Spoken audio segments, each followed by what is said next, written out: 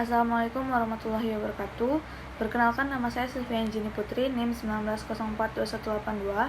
Di sini saya akan menjelaskan mengenai jenis-jenis intervensi dan pengembangan organisasi yang meliputi T-groups, coaching, mentoring, dan pengembangan kepemimpinan. Yang pertama adalah T-groups. T-groups atau kelompok pelatihan adalah bentuk pelatihan kelompok di mana para peserta belajar tentang diri mereka sendiri melalui interaksi mereka satu sama lain. Mereka menggunakan umpan balik, pemecahan masalah, dan permainan peran untuk mendapatkan wawasan tentang diri mereka sendiri, orang lain, atau kelompok.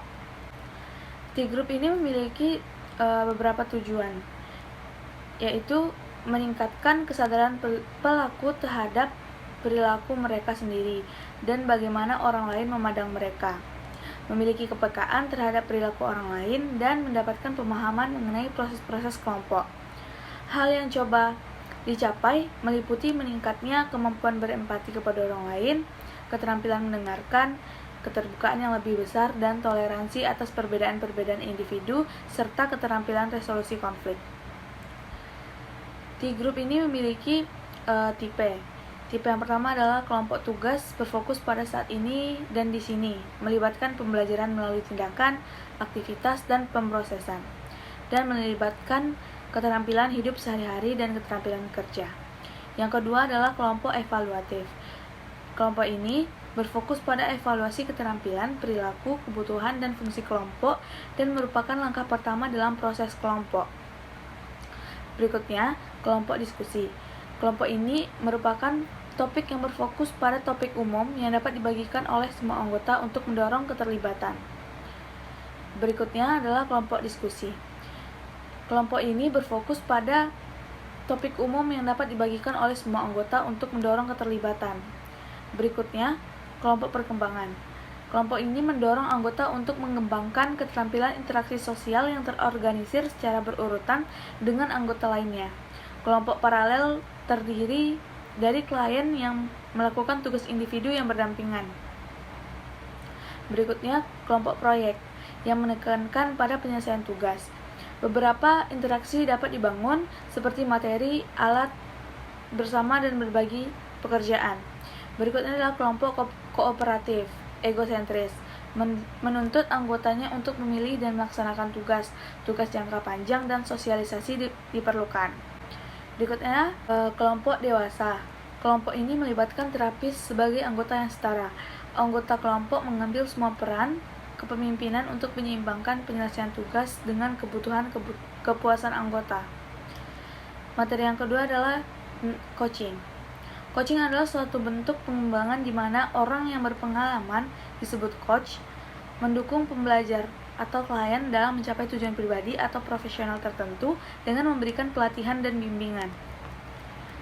Coaching ini memiliki prinsip yang memiliki tujuan utama ialah membantu coaching agar lebih efektif dan efisien dalam proses pencapaian yang diinginkan atau yang diharapkan.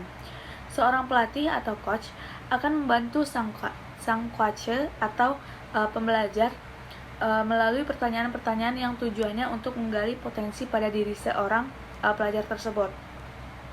Beberapa hal yang perlu diperhatikan dan dipahami dalam proses coaching adalah yang pertama, penentuan goal merupakan suatu titik awal untuk mengetahui apa yang ingin dicapai oleh coach.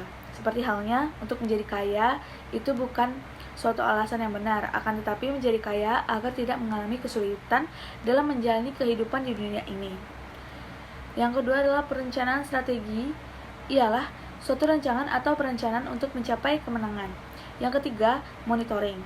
Monitoring merupakan proses pengawasan di mana coach harus menjalankan rencana yang sudah disusun sedemikian rupa yang selalu didampingi oleh sang pelatih atau coach. Berikutnya adalah mentoring. Mentoring adalah sebuah proses untuk membantu seseorang belajar pengetahuan baru dari orang lain yang lebih berpengalaman. Dalam bahasa Indonesia, mentoring juga dikenal dengan sebutan pendampingan. Mentoring memiliki tipe-tipe. Yang pertama, one-on-one mentoring, di mana tipe ini pendampingan hanya dilakukan antara satu mentor bersama satu mentee saja. Yang kedua adalah group mentoring. Group mentoring ini satu orang mentor bisa dilakukan pendampingan untuk sekelompok orang. Yang ketiga, peer mentoring. Peer mentoring adalah cara untuk saling belajar dengan orang-orang yang memiliki pengalaman yang serupa.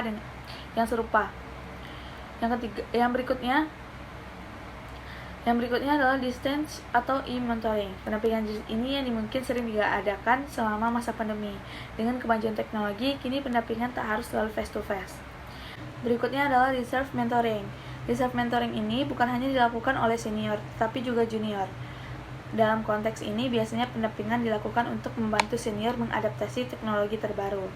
Berikutnya adalah speed mentoring. Jenis mentoring ini adalah inovasi pendampingan yang cukup unik, biasanya ditemukan pada acara-acara tertentu. Mentoring memiliki beberapa manfaat. Yang pertama adalah meningkatkan kepercayaan diri, yang kedua menambah pengetahuan, yang ketiga mengasah skill, yang keempat memperluas koneksi, dan yang terakhir adalah kepuasan diri. Materi berikutnya adalah tentang pengembangan kepemimpinan. Pengembangan kepemimpinan adalah suatu usaha yang dilakukan untuk meningkatkan kemampuan atau keterampilan kepemimpinan individu menjadi lebih tinggi dari tingkat kepemimpinan sebelumnya. Pengembangan kepemimpinan dalam organisasi atau perusahaan merupakan usaha peningkatan kemampuan pemimpin yang dikhususkan untuk individu atau anggota tim terpilih agar kemampuan kepemimpinannya lebih berkembang dan meningkat. Ada 4 cara dalam menyelenggarakan program pengembangan kepemimpinan yang kritis dan strategik, berkembang dan berinovasi. Yang pertama adalah tugaskan Kepala Sumber Daya Manusia atau HRD untuk mengadakan program dengan fokus hasil strategis.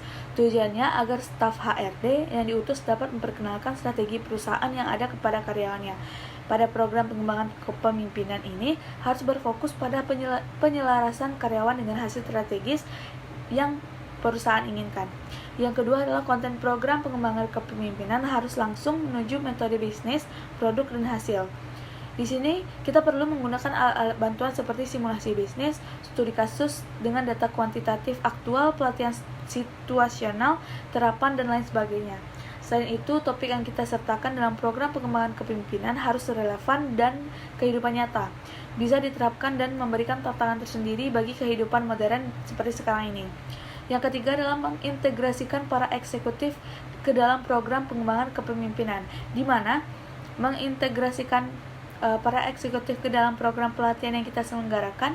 Cara ini bisa dijadikan sebagai salah satu langkah pembelajaran secara langsung yang dapat menghasilkan program pelatihan dengan hasil strategis yang aktual.